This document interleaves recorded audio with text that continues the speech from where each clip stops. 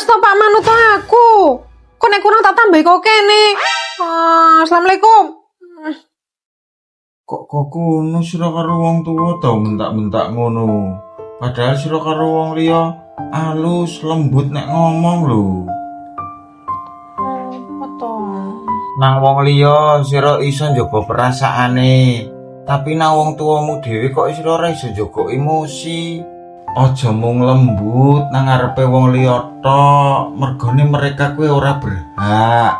Sing paling berhak oleh lembute sikap karo tingkah lakumu kuwe wong loro sing tau gedheke ira nganggo lembute sikape.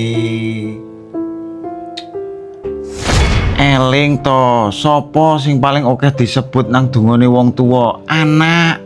Sapa sing gawe bingung wong tuwa nek bengi? Ya anak. Sapa sing diperjuangke pantang nyerah nganti kesel ra dirasa? Kuwi nggo sapa? Masa depane anak.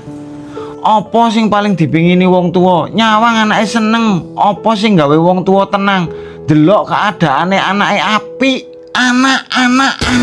Terus sedina ping pira sira nyebut wong tuamu nang dongamu? Dipikir meneh ya wong ayu. Sesuk ben lakumu mlakune kepenak. Nanti Telepon bapak njaluk sepuro. ya wis ngono.